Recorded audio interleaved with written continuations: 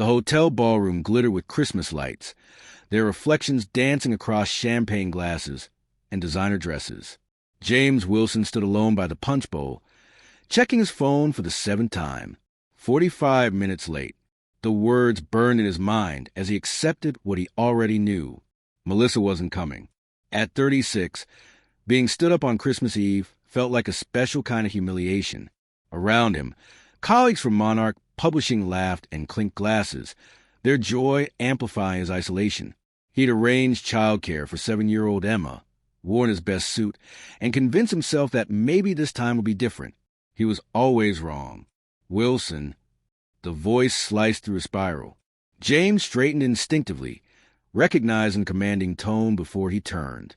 Eliza Montgomery, editor-in-chief and the woman who could dismantle careers with a single glance, approached in a crimson dress that seemed to set the air on fire. Ms. Montgomery, he managed, trying to look professional rather than pathetic. Her dark eyes swept the room, a crack appearing in her usual armor. "Is anyone with you tonight?" "I was supposed to have a date."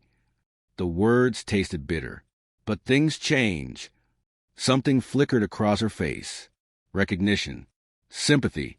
Then she leaned close, her perfume wrapping around him, vanilla and spice and something dangerous. "I need a fake husband. Right now." James blinked. The music seemed to fade. "I'm sorry, what?" "My ex-husband just walked in with a 20-something he destroyed our marriage for." Her voice was low, urgent, desperate. "He's coming this way with that smug expression, and I will not, stand here alone while he gloats." Before James could process the insanity of what she was asking, Eliza's arm slipped through his. Her body pressed against his side with startling familiarity, warm and solid and real. "Please, James, just for tonight." Eliza, stunning as always. The deep voice made them both turn. A distinguished man approached, blonde arm candy attached to his side, like an expensive accessory. Richard Montgomery. James recognized him from the photograph he'd once glimpsed in Eliza's office, the one she kept face down. "Richard." Eliza's voice could have frozen fire. "What a surprise. Last-minute addition." The Westfield account insisted. Richard's gaze slid to James, assessment and dismissal in a single glance.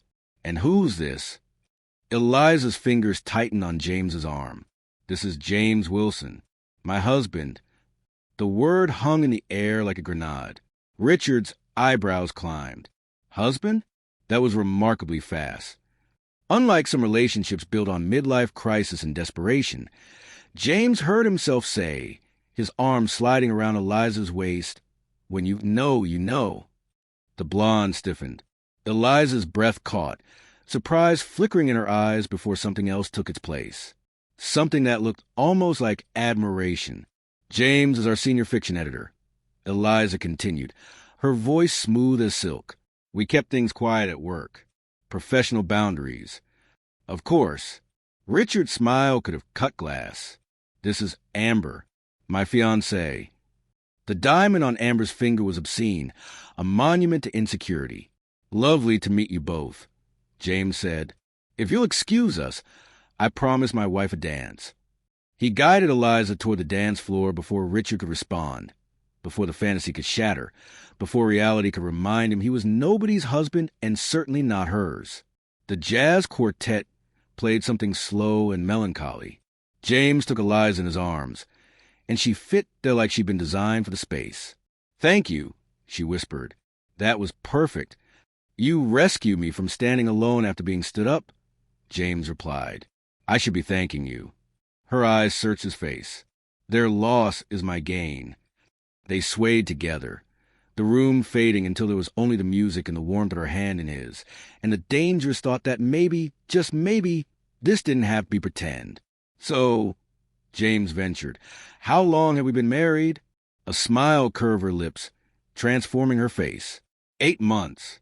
Long enough to be past the honeymoon phase, but still disgustingly happy. Small ceremony? Intimate beach wedding. Close friends and family. "I've always wanted to get married on a beach," James admitted. "See." Her laugh was unexpected, musical. "We're perfect for each other." Across the room, Richard watched him with an expression James couldn't read. "Your ex is staring," he murmured. "Let him." Eliza met his gaze, and James saw something raw beneath her polished exterior. "He left me after 15 years for his assistant. Said I was too focused on my career, too cold, too unavailable. Then took half of everything in the divorce. He sounded delightful. The worst part, her voice dropped to something almost vulnerable. Tonight's the first company event since the divorce finalized. Everyone knows what happened. I was determined to show up alone and unbothered, but when I saw him with her..." She shook her head, and James glimpsed a woman beneath the armor. Hurt, angry, human. "Pride isn't terrible," he said gently. "And for what it's worth, you're the most impressive person in this room, with or without a husband." Eliza studied him as if seeing him for the first time.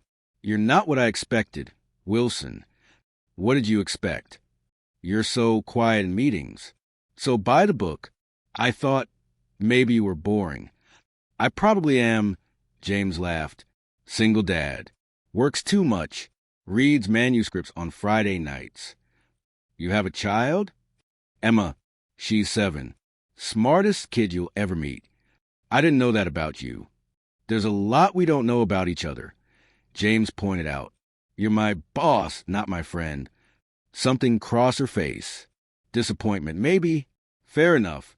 The song ended, but Richard and Amber remained in sight, circling like sharks. "Another dance?" James suggested, for authenticity. Eliza hesitated, then nodded. For authenticity. As they moved together, James felt the weight of her against him, the rhythm of her breathing, the heat of her skin to the thin fabric of her dress. This was supposed to be pretend, a performance, a convenient lie. So why did it feel more real than anything he'd experienced in years? "How did we meet?" he asked. "Our fictional selves." Eliza's eyes sparkled with mischief. "You submitted a manuscript I personally rejected." Ouch! "But you were so passionate defending it that I agreed to reconsider. We argued for hours over coffee. By the end, I still hated the manuscript." "But you like me," James finished. "Exactly." The music swelled.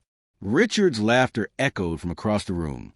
And James Wilson, who'd come to this party expecting nothing but humiliation, found himself dancing with the one woman he'd never imagined could want him, even if it was all a lie, even if tomorrow everything would return to normal, even if the way she looked at him in that moment made him forget which parts were real and which parts were the most dangerous fantasy he'd ever believed.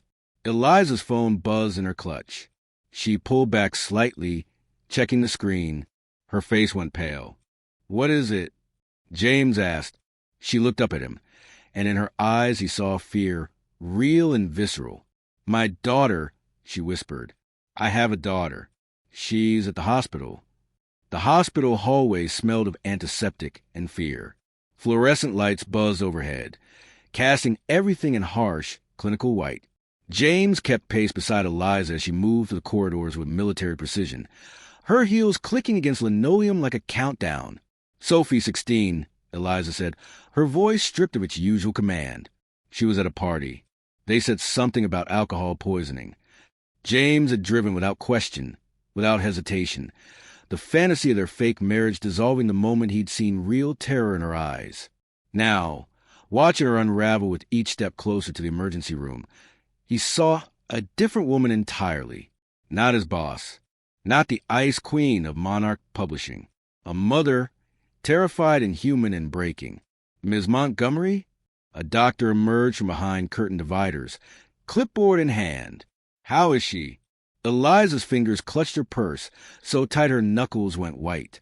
"Stable. We pumped her stomach. She's going to be fine, but she gave us quite a scare." The doctor's eyes shifted to James. "Are you the father?" "No, I'm Richard Montgomery." "Where's my daughter?" James turned. Richard stood at the corridor's entrance, Amber conspicuously absent, his face a mask of paternal concern that didn't quite reach his eyes. "Richard." Eliza's voice could have cut steel. "What are you doing here?" "Sophie called me. Said you weren't answering your phone." He moved closer, claiming space like it belonged to him. Too busy at your party to notice our daughter was dying? She wasn't dying. She was drinking. Eliza snapped. Something she'd been doing more of since you moved in with your child bride and forgot you had an actual child who needed you. Don't put this on me. You're the one who works 80-hour weeks and acts surprised when our daughter acts out for attention. James watched Eliza flinch, saw the words land like physical blows. This was why she needed a fake husband tonight, not just to save face. To have someone in her corner when the man who'd promised forever turned into her cruelest critic. That's enough, James said quietly. Richard's attention swung to him, dismissive and sharp. I'm sorry. Who are you again? The rebound husband she married despite me? I'm the person who drove her here while you were probably still at the party, James replied. And unlike you, I'm not turning our daughter's medical emergency into an opportunity to score points. Our daughter? Richard laughed, cold and bitter. You've known Eliza for what, 8 months according to her little story? Don't pretend you care about Sophie. Mr. Montgomery, the doctor interrupted. Perhaps we could focus on your daughter's well-being rather than your personal drama? Can I see her?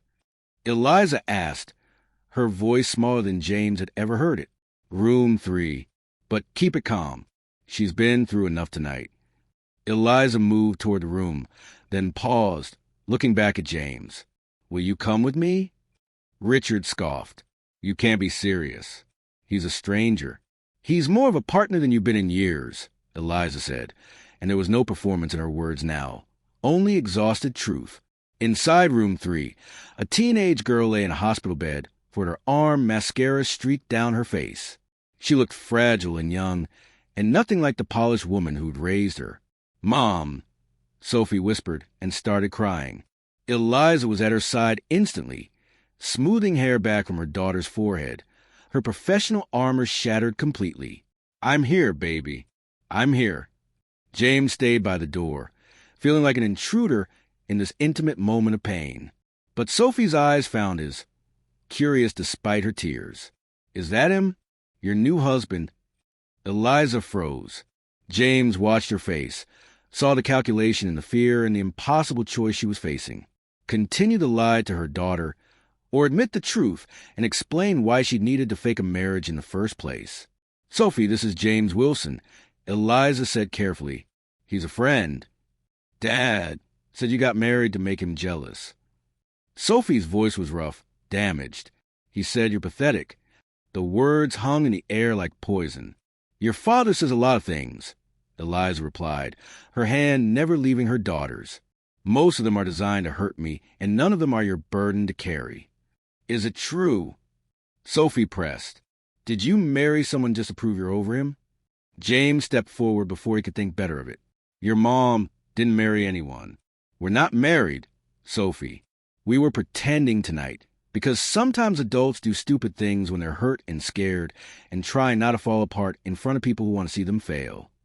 Eliza's head snapped toward him, surprise and something like gratitude in her eyes. So you lied, Sophie said flatly. Yes, Eliza admitted. I lied. And I'm sorry you got caught in the middle of it. I'm sorry for a lot of things tonight. Started with not answering my phone when you needed me. I didn't drink because of you, Sophie said quietly. I drank because Dad forgot my birthday last week, and I wanted to forget it too. The revelation seemed to drain something vital from Eliza. She sat on the edge of the hospital bed, all the fight gone out of her, just a woman who'd failed to protect her daughter from the shrapnel of a broken marriage. I didn't know, she whispered. You were at work. You're always at work. I know. Eliza's voice cracked. I know, and I don't have an excuse. Your father left, and I buried myself in deadlines and manuscripts because it was easier than deal with the fact that my marriage died and I was too blind to see it happening. He left because of me, Sophie said, and the words were so small, so broken. He said he couldn't handle the stress of having a teenager. That's why he left, because I was too much trouble. No. Eliza's hand cupped her daughter's face, fierce and certain. No, baby. He left because he's a coward who couldn't handle being a husband or a father or a decent human being. You are not too much. You have never been too much. And if I've made you feel that way by working too hard and being present too little, then that's on me. Not you. Never you. Sophie dissolved into sobs, and Eliza held her, rocking her like she was 7 instead of 16, murmuring apologies and promises into her hair. James turned to leave to give them privacy, but Sophie's voice stopped him. Did my mom really reject your manuscript? He turned back, surprised. What? Your cover story. About how you met. Did she really hate your manuscript? James glanced at Eliza, saw the smallest hint of a smile, despite the tears on her face. Actually, yes. She said it was derivative and emotionally manipulative. She used the word drivel at least 3 times.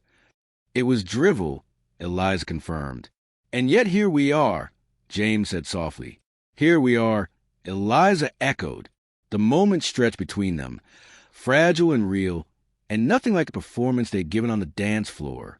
This was something else, something that felt dangerously close to connection. The door burst open. Richard stood in the entrance, his face flushed with anger. I want him out, he demanded. I don't care what story you concocted. Eliza, he has no right to be in this room with our daughter.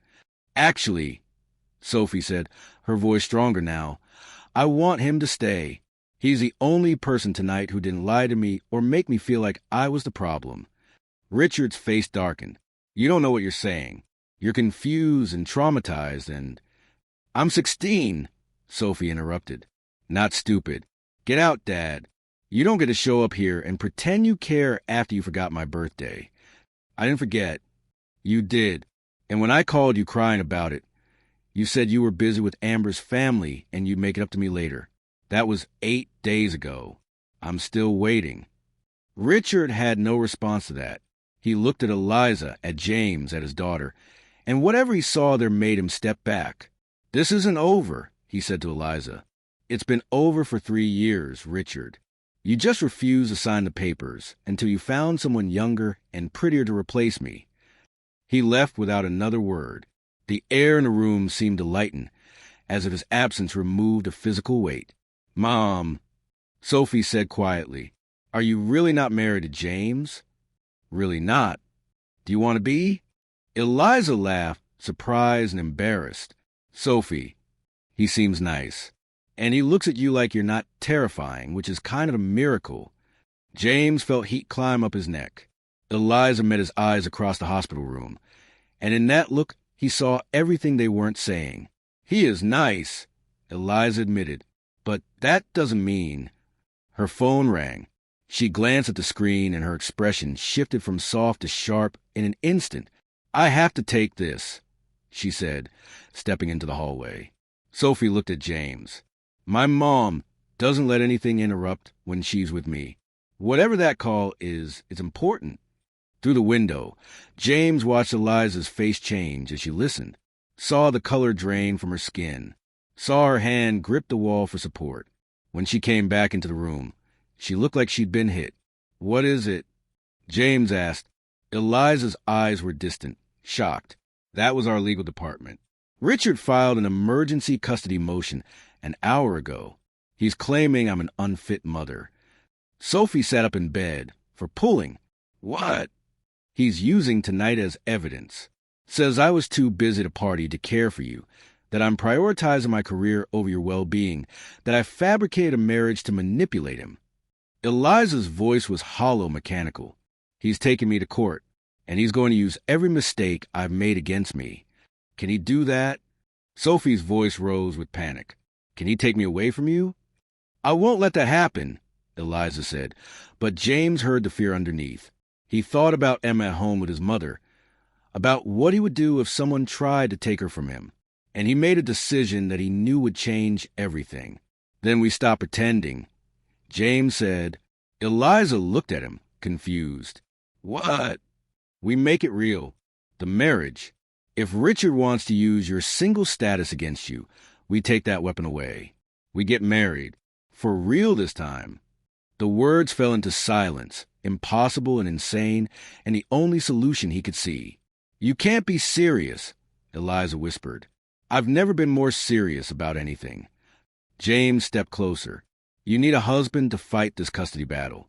I need to stop being the pathetic single dad who gets stood up at Christmas parties. We help each other. That's crazy. Maybe, but it's also the truth. Your ex-husband is a monster who's trying to take your daughter because he can't stand that you moved on. I won't let that happen. Not to you. Not to Sophie. You barely know us, Eliza said, but her eyes were filling with something that looked like hope. I know enough, James replied. I know you're the best editor I've ever worked with. I know you love your daughter enough to swallow your pride and ask a subordinate to play your husband. I know that tonight, standing in this hospital, you're the most real person I've ever met. That's enough for me. This is insane, Eliza repeated, but she wasn't saying no. Mom, Sophie said softly, say yes. The courthouse was cold marble and fluorescent judgment. James sat beside Eliza in the third row, their wedding bands glinting under the harsh lights. 3 weeks married. 3 weeks of carefully constructed normalcy, of learning to share space and secrets, of pretending their arrangement was purely practical even as something deeper took root between them. Emma and Sophie sat in the row behind them, an unlikely pair bonded by the chaos their parents had created. 7 and 16, coloring books anxiety, both caught in the machinery of adult decisions. Richard's lawyer stood at the front of the courtroom, a sharp woman in a sharper suit, laying out her case like she was dissecting a corpse. Ms. Montgomery abandoned her daughter on Christmas Eve to attend a party, the lawyer said, her voice carrying across the silent room. She was so focused on her own social agenda that she ignored multiple calls from Sophie. When her daughter nearly died from alcohol poisoning, Ms. Montgomery was dancing with a man she barely knew. Objection. Their lawyer started, but the judge waved him down. And then, Richard's lawyer continued, in what can only be described as a desperate attempt to appear stable, Ms. Montgomery married this man. She gestured at James like he was evidence at a crime scene, a subordinate employee, someone she'd barely spoken to outside of work, all within 72 hours of her daughter's hospitalization. James felt Eliza stiffen beside him, her hand found his under the table, gripping tight enough to hurt. He squeezed back, offering the only comfort he could in a room designed to strip away everything she'd built. This is a woman, the lawyer said, turning to face the judge, who will do anything, sacrifice anyone, manipulate any situation to maintain her image of control, including using her own employee in a fake marriage to appear more fit for custody. It's not fake, Eliza said, her voice cutting through courtroom. Ms. Montgomery, the judge warned, you'll have your chance to speak. With all respect, Your Honor, I won't sit here and let them call my marriage fake. Eliza stood, and James felt the temperature in the room shift. James and I got married quickly, yes. We got married under unconventional circumstances, absolutely. But what we have is real. More real than the 15 years I wasted on a man who couldn't be faithful or present or even remember his daughter's birthday. Richard's face went red. His lawyer tried to interrupt, but Eliza was a force of nature now, unleashed and unstoppable. You want to talk about Sophie's well-being? Let's talk about how her father moved his mistress into the house 6 months after leaving us. Let's talk about how he promised to take Sophie to Paris for her 16th birthday and then canceled because Amber wanted to go to Cabo instead. Let's talk about how she called him crying, and he was too busy to answer. Your Honor, Richard's lawyer protested. Let's talk about fitness, Eliza continued, her voice rising. I work hard, yes. I've built a career that supports my daughter in every way her father refuses to. And yes, I made mistakes. I missed calls on Christmas Eve because I was trying to prove to myself and everyone else that my ex-husband leaving didn't destroy me. I'm human. I'm flawed. But I am not unfit. The judge studied her for a long moment. Are you finished, Ms. Montgomery? No. Eliza turned to look at Richard, and James saw years of pain and rage and betrayal crystallize into words. You left because I was too successful, too intimidating, too focused. You said I made you feel small. And maybe I did. Maybe I was so busy building something that mattered. I forgot to make you feel like you mattered too. But that doesn't give you the right to take our daughter. It doesn't give you the right to weaponize my mistakes. And it sure as hell doesn't give you the right to call my marriage fake just because it doesn't fit your narrative. She sat down, trembling. James put his arm around her, and she leaned into him, and he realized with startling clarity that nothing about this felt like pretending anymore. "Mr. Wilson," the judge said, and James's blood turned to ice. "You're notably quiet through all of this. I'm not sure what you'd like me to say, Your Honor. Are you in love with your wife?" The question landed like a bomb. James felt every eye in the courtroom turn to him, felt Eliza go rigid beside him, felt the weight of 3 weeks of careful performance and growing truth pressing down on his chest. "Yes," he said, and the word felt like jumping off a cliff. "I love her. I love how she fights for what matters. I love how she's built an empire without compromising who she is. I love that she's terrified right now, but she's standing anyway. And I love Sophie like she's my own daughter because in every way that matters, she is." Eliza's breath caught. Sophie made a sound behind them, something between a laugh and a sob. "That's very touching," Richard's lawyer said, her voice dripping with skepticism. "But love isn't proof of fitness for marriage or parenthood.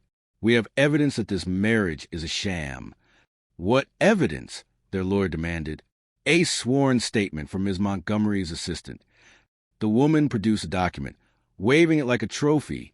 Melissa Chen states that she was supposed to be Mr. Wilson's date to the Christmas Eve party, that he was visibly distraught when she canceled, that he barely knew Ms. Montgomery before that night, and that Ms. Montgomery approached Mr. Wilson specifically because she needed a fake husband to show up her ex. The courtroom erupted. James felt the blood drain from his face. Melissa, the woman who'd stood him up, had now betrayed him in the most public way possible. "That's not the whole story," James started, but Richard's lawyer cut him off. "We also have testimony from multiple Monarch Publishing employees who confirmed that Ms. Montgomery and Mr. Wilson had minimal interaction before their sudden marriage. No one knew they were dating. No one saw any signs of romance. One day they were boss and employee, the next they were married. Because we kept our relationship private," Eliza snapped. "Or because there was no relationship," the lawyer countered. "You needed a husband to counter Mr. Montgomery's custody claim, and you found one, a convenient employee who was already at the party, already stood up by his real date, already vulnerable and easy to manipulate." James stood. "That's not what happened." "No." The lawyer turned to him with shark eyes. "Then tell me, Mr. Wilson, before Christmas Eve, when was the last time you and Ms. Montgomery had a personal conversation? When was your first date? When did you know you loved her?" The questions came like punches. James opened his mouth, searching for answers that wouldn't sound like the lie everyone expected. "We had coffee," he said, 6 months ago. We argued about a manuscript I'd submitted. She hated it. I defended it. We talked for 3 hours. "1 coffee in 6 months," the lawyer said triumphantly. "And that's the foundation of your marriage?" "Sometimes 1 conversation is enough to see who someone really is," James replied. "Sometimes you know someone for years and never really see them. And sometimes you dance with someone for 1 song and realize you've been looking for them your whole life." The courtroom went quiet. Even Richard's lawyer seemed momentarily thrown. "Your Honor," their lawyer stood. "This is character assassination, not evidence." "I agree," the judge said. "Ms. Chen's statement is hearsay and bias. However, the concern about the timing of this marriage is valid. I'm going to order a home study. A social worker will visit both households, interview both parents and the child, and provide a recommendation."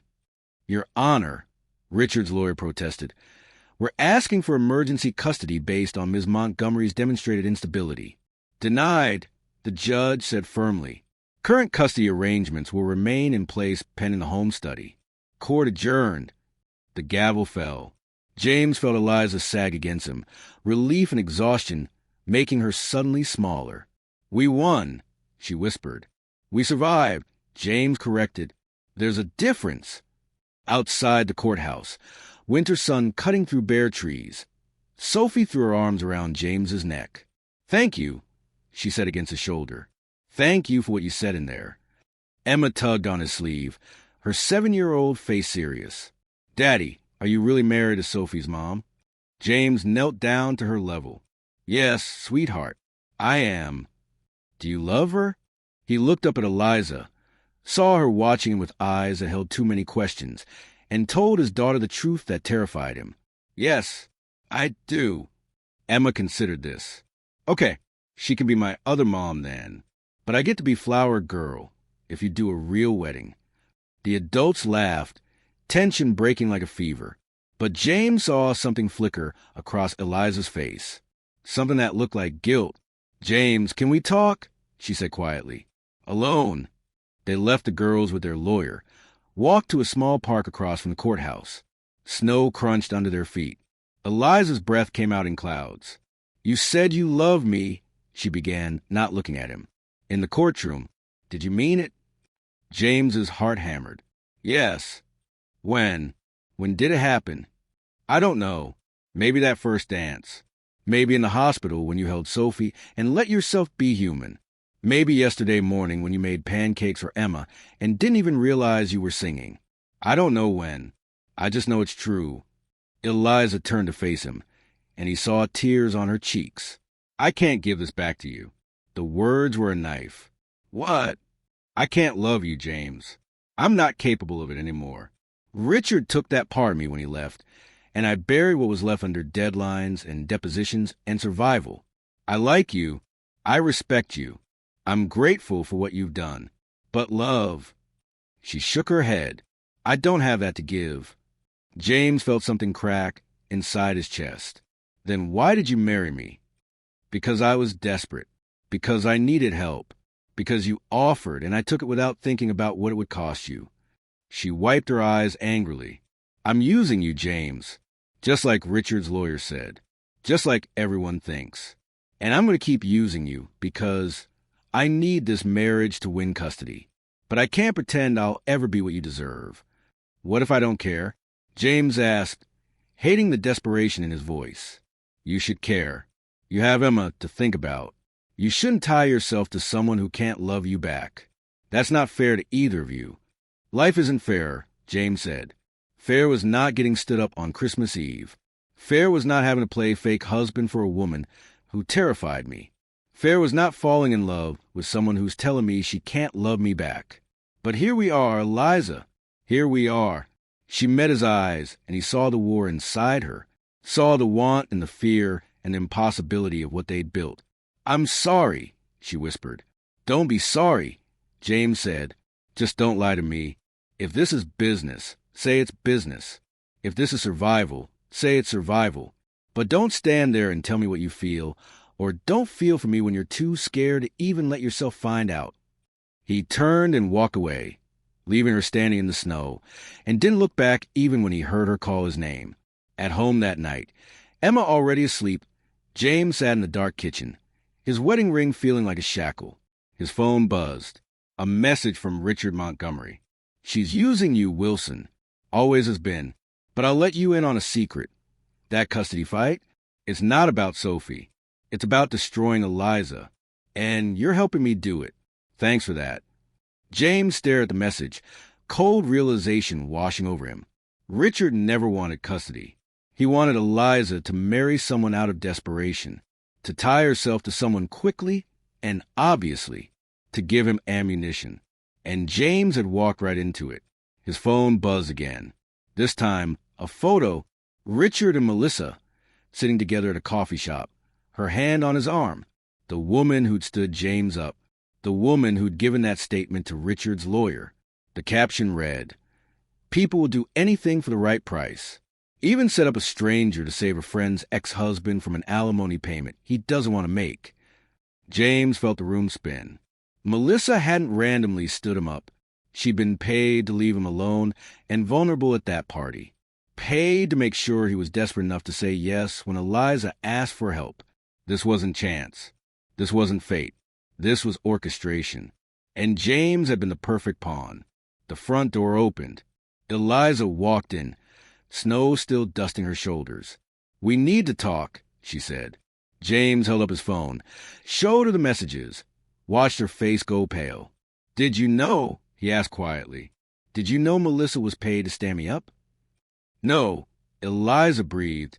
"No, James, I swear." "Then how did Richard know you'd ask me?" How did he know I'd say yes? How did he know everything would play out exactly like this? Eliza's silence was answer enough. You told someone, James said, you told someone you were going to ask me to be your fake husband before you even did it. And that person told Richard. I mentioned it to my assistant, Eliza admitted, her voice small. Caroline, I was anxious about the party, and I said I might ask you for help if Richard showed up. I never thought she would. She did, James said flatly. She told Richard. And he orchestrated this entire thing. The setup, the marriage, the custody fight. All of it was designed to make you look desperate and unstable. And me look like a fool, James added. Eliza moved toward him, but he stepped back. Don't, he said. Don't touch me. Don't explain.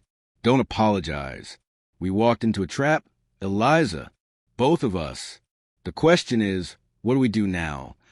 She looked at him with red eyes and broken pride. We keep fighting. We win the custody case. We prove Richard wrong. And then what? We get divorced? We stay married out of spite? What's the end game here? I don't know, Eliza admitted. I don't know anything anymore except that I need you. Even if I can't give you what you want. Even if this is all wrong. I need you, James. He looked at his fake wife. At the woman he'd stupidly fallen in love with. At the trap they both walked into with open eyes and desperate hearts. Then I guess we keep pretending, James said, until we figure out what's real. The social worker arrived on a Tuesday morning, clipboard and judgment in equal measure. James watched in the kitchen as she walked through their home, noting the separate bedrooms they'd carefully prepared, the family photos they'd staged, the breakfast dishes in the sink that screamed domestic normalcy. 3 weeks since the courtroom.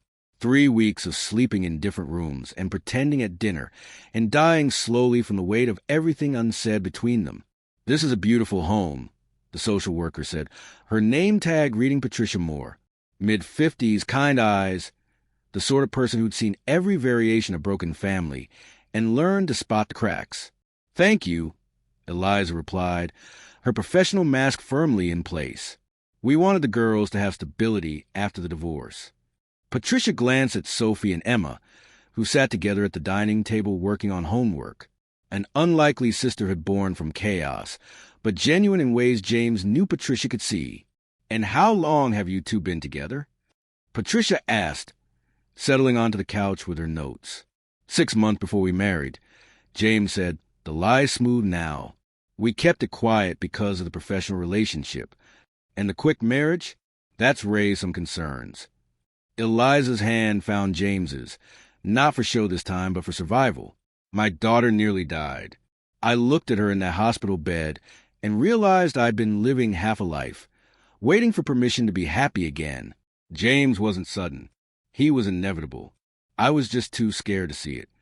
James felt the words hit him, the truth wrapped in performance, and he didn't know which parts to believe anymore. Patricia interviewed them separately, asked Sophie about her mother, her new stepfather, her feelings about the custody case. When she called James into the home office alone, he felt the weight of what they'd built pressing down on him. You love her, Patricia said. Not a question.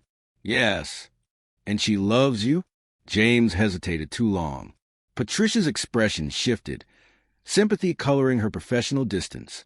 Mr. Wilson, I'm not here to judge your marriage. I'm here to determine what's best for Sophie.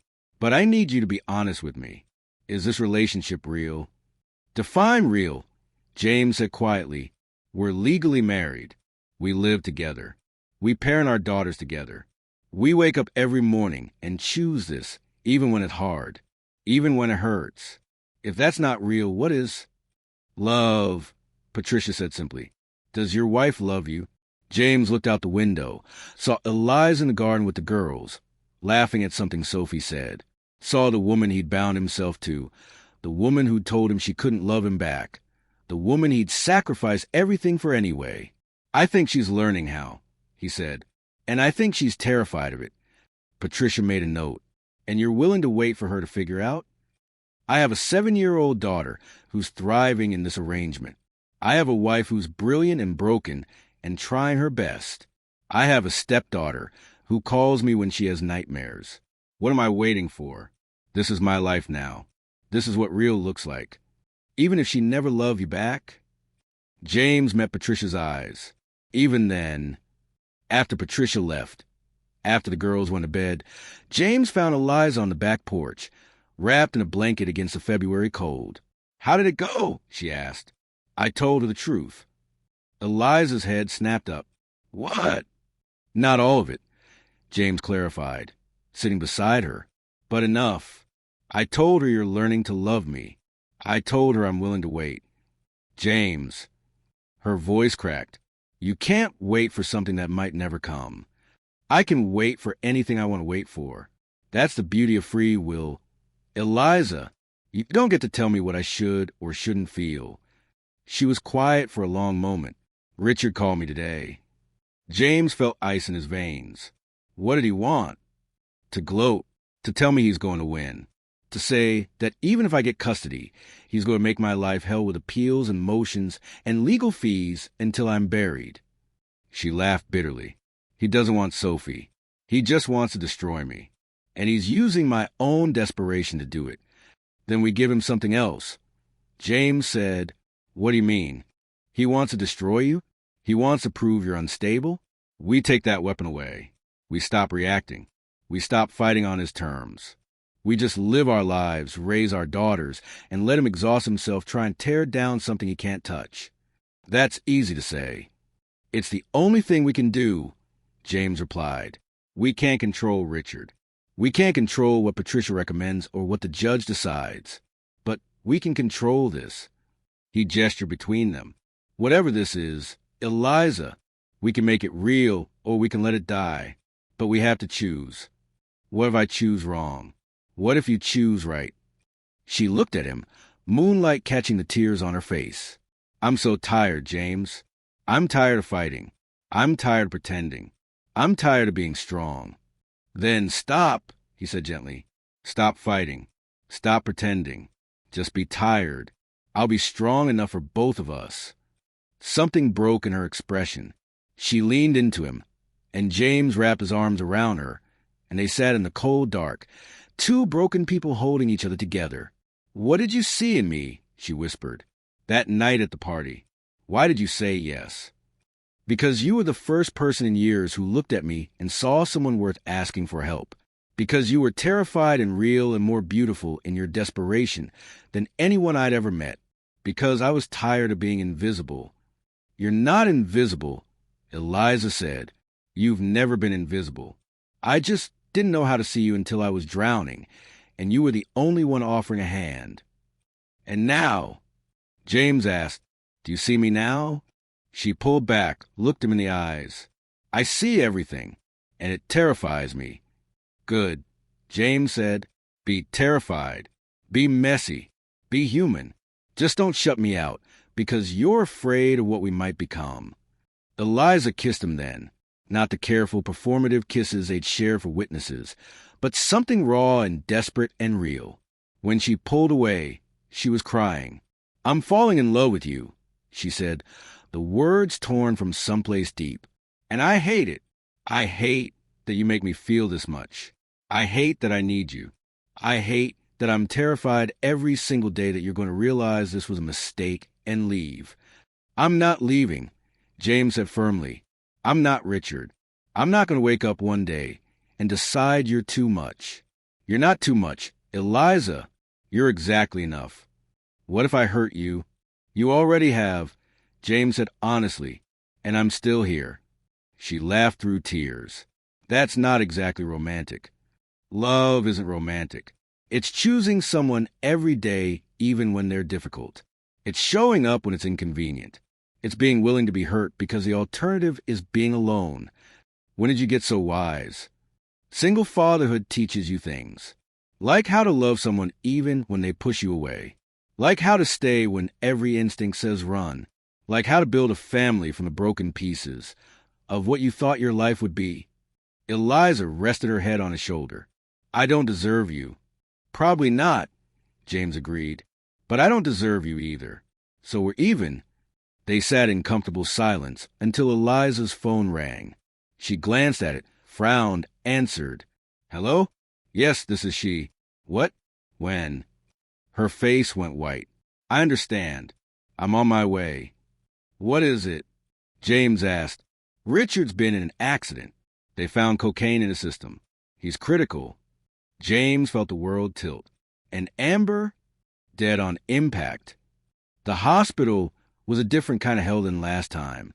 Richard Montgomery lay in intensive care, machines breathing for him.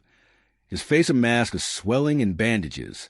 Eliza stood by the window, staring at the man who destroyed her life and was now fighting for his own. You don't have to be here, James said.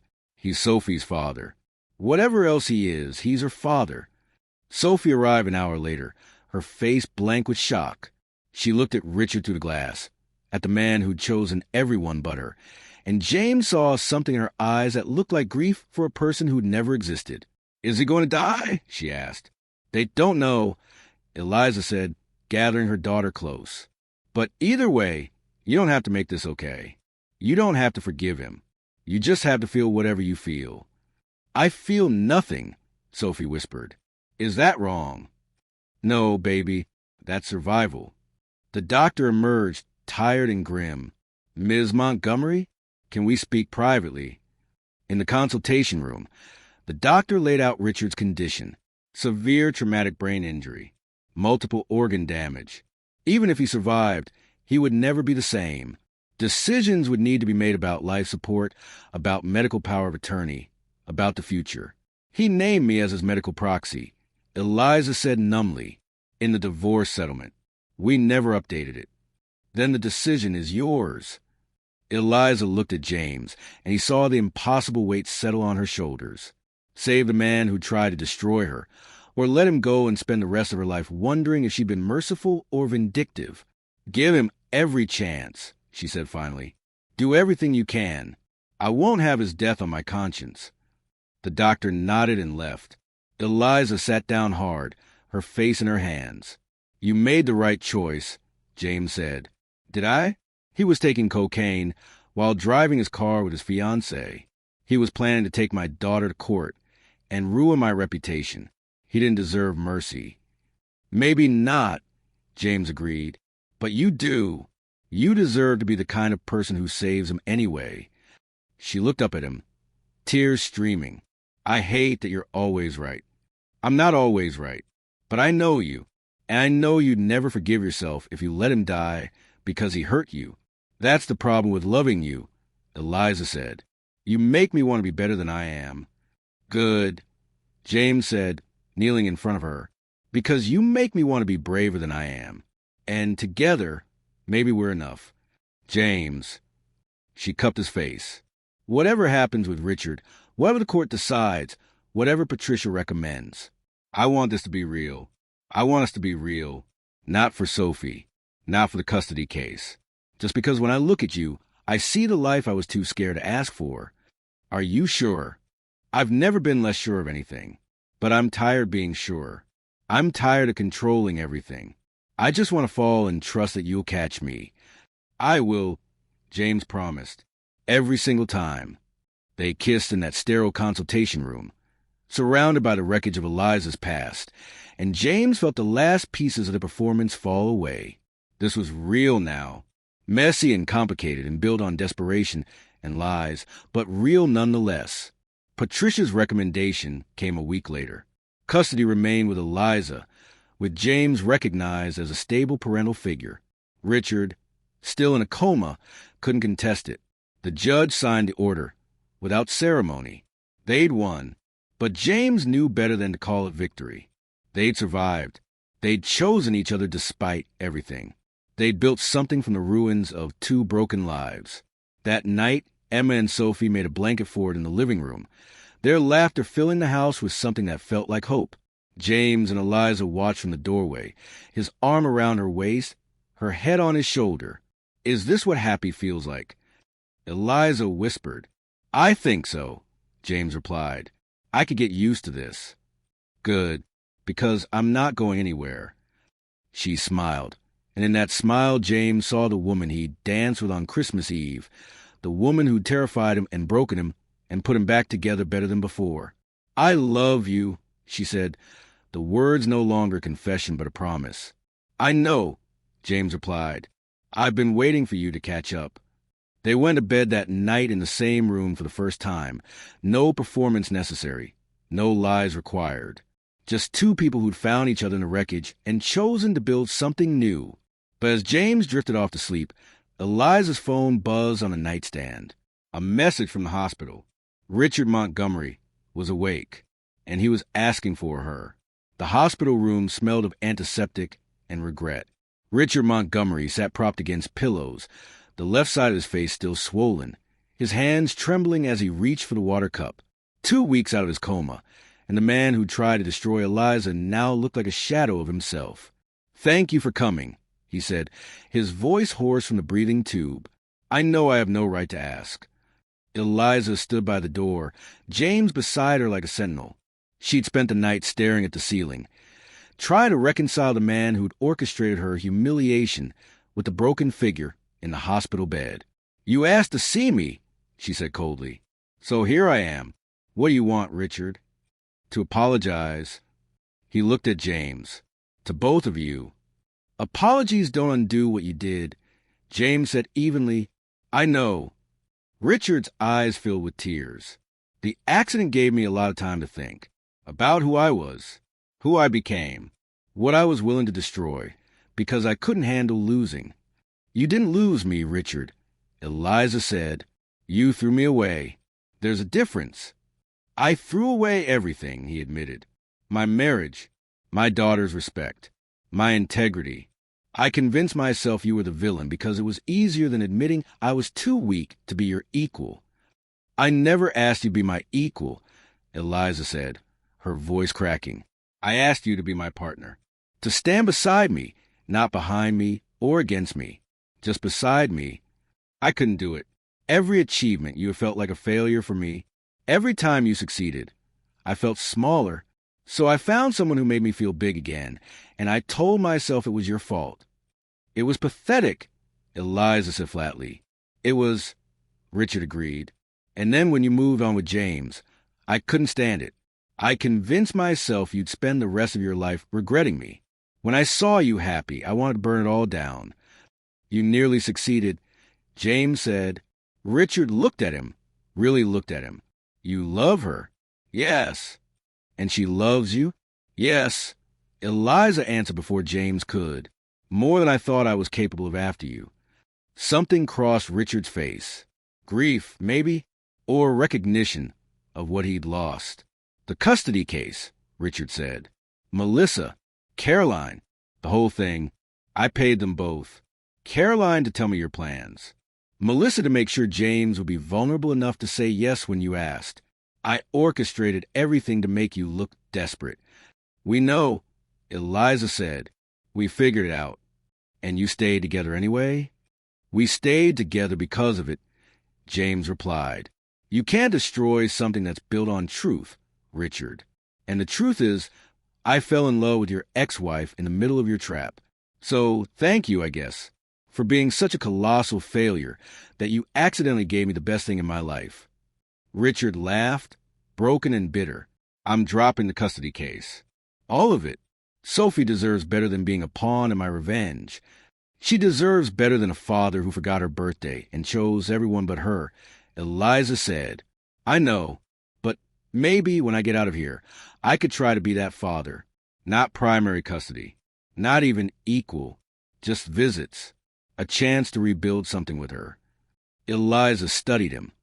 This man who'd been her whole world once, now reduced to begging for scraps of the daughter he'd abandoned. "That's Sophie's choice," she said finally. "Not mine. If she wants to see you, I won't stop her. But if she doesn't, you respect that. And you never, ever use her against me again." "I won't. I promise." "Your promises don't mean much, Richard. I know, but they're all I have left." They left him there, broken and alone, and Eliza didn't look back. In the hospital parking lot, under sky-threatening snow, she turned to James.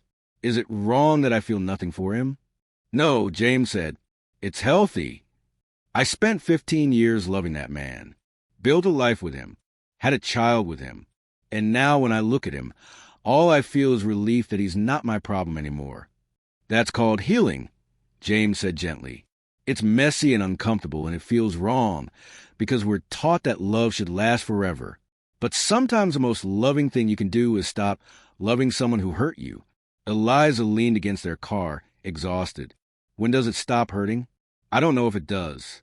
But the spaces between the hurt get bigger. And eventually you fill those spaces with new things. New people. New memories. Like fake marriages that become real. Exactly like that. She smiled, and James saw the woman she was becoming. Not the ice queen of Monarch Publishing. Not Richard's discarded wife. Someone new. Someone who'd learned to fall without fear, because she'd learned someone would catch her. Take me home, she said, to our daughters and our messy, imperfect life. Our daughters, James repeated. I liked the sound of that. At home, Sophie and Emma had made dinner. Well, Emma had made dinner under Sophie's supervision, which meant the kitchen looked like a war zone and the spaghetti was slightly burnt. But they'd set the table, lit candles, and stood proudly beside their creation. Surprise! Emma shouted. We made family dinner. James felt something catch in his chest. Family, the word he'd been afraid to claim, now offered freely by a 7-year-old who'd accepted this chaos as normal. It's perfect, Eliza said, her voice thick with emotion. They ate burnt spaghetti and talked about homework, and Sophie's upcoming dance recital, and Emma's science project. Nobody mentioned Richard or custody or the court case or any of the darkness they'd waded through. They were just a family having dinner, ordinary and extraordinary in equal measure. After the girls went to bed, James found Eliza on their back porch again. Their place for truth in the dark. He's awake, she said. Richard, and I felt nothing. Good. Is it good to be that cold? It's not cold, James said, sitting beside her. It's free. You spent years loving someone who didn't love you back. You earned a right to feel nothing. When did you know, she asked, that this was real, that we weren't just pretending anymore? James thought about it. In the hospital, when Sophie asked if you were really married to me, and you said we were just friends. I saw you make that choice to tell the truth, even when a lie would have been easier. That's when I knew you were someone worth loving. I was protecting my daughter. You were being real, James corrected. And I'd spent so long with people who performed their lives that real felt like coming home. Eliza turned to face him, moonlight catching the tears on her face. I'm scared, James. I'm scared that one day you'll wake up and realize you signed up for a fake marriage and got stuck with a real one, that you'll resent me for trapping you. You didn't trap me, James said firmly. I chose this. Every single day, I choose this. I chose it when you told me you couldn't love me back. I chose it when Richard's messages showed me we'd been manipulated. I chose it when Patricia interviewed us, and I had to admit our marriage was built on lies. I keep choosing it. Eliza, you're not trapping me in anything. What if I hurt you again? You will, James said honestly, and I'll hurt you. That's what happens when you love someone. But we'll choose to stay anyway. That's the difference between us and them. We know what we're fighting for. She kissed him then, soft and slow, a promise in the dark. When she pulled away, she was smiling. I never thanked you, she said. For what? For saying yes. That night at the Christmas party when I was desperate and ridiculous and asked you to be my fake husband. You could have walked away. Should have walked away. But you said yes. Best decision I ever made, James replied. Even with everything that happened? Especially with everything that happened. You think I'd trade this for anything? Our daughter's making burnt spaghetti? Sophie calling me when she has nightmares? Emma asking if he can come to her school play? This messy, complicated, imperfect family we built from desperation and lies and somehow made real. When you put it that way, Eliza laughed. I love you, James said. Not the you that you think you should be. Not the perfect version, who never makes mistakes. The you who asked a subordinate to play your husband because you couldn't face your ex alone. The you who works too much and forgets to eat lunch. The you who's learning to be vulnerable after years of being armor. That's the you I love. Eliza buried her face in his shoulder, her tears soaking his shirt. I love you too, so much it terrifies me. Good, James murmured into her hair. Be terrified? I'll be brave enough for both of us. They sat in the February cold, two people who'd found each other in the wreckage and built something beautiful from the broken pieces. Behind them, through the window, they could see Emma and Sophie peeking around the doorframe, grinning at each other. They're watching, Eliza whispered. Let them watch, James said. Let them see what love looks like when it's real. Messy and complicated and built on a foundation of fake marriage and desperate choices, but real. Is this happy? Eliza asked. Is this what we were supposed to find? I don't know what we were supposed to find, James replied. But I know what we did find. Each other. Our daughters. A family built from the ruins of what we thought our lives would be. If that's not happy, I don't know what is. Sophie opened the door, Emma right behind her. Are you guys done being mushy? Emma wants hot chocolate, and I want to watch a movie. What movie? James asked. Something with a happy ending, Emma declared. I'm tired of sad stories. Eliza laughed, standing and pulling James with her. Happy endings it is. They went inside together, all four of them, into the warmth and light and beautiful chaos of their lives. Behind them, the snow began to fall, covering the world in white, erasing the past and offering the possibility of something new. James Wilson had been stood up on Christmas Eve. His boss had asked him to be her fake husband. They'd been manipulated, betrayed, and dragged through a custody battle designed to destroy them. And somehow, impossibly, they'd found their way to this. To burnt spaghetti and hot chocolate. To daughters who'd chosen them as much as they'd chosen each other. To love that was messy and complicated, and more real than any performance could ever be. As Emma and Sophie argued over which movie to watch and Eliza made hot chocolate in their war-zone kitchen, James felt the last piece of his old life fall away. The single dad who got stood up, the quiet editor nobody noticed, the man who thought love had passed him by. That man was gone. In his place stood someone new, a husband, a father to two daughters, a man who'd learned that sometimes the best gifts come wrapped in disaster and tied with desperation. James. Eliza called from the kitchen. Emma says you make the best hot chocolate. Want to prove her right. He joined his family in the kitchen, taking his place beside Eliza at the stove, their daughters at the table behind them, and felt the full weight of what they'd built settle around him like a blanket. This was home. This was family. This was love in its truest, most imperfect form. And it had all started with a desperate woman in a red dress asking a simple question. I need a fake husband. Right now. Sometimes the answer you never expected to give becomes the beginning of everything you never knew you needed. The end.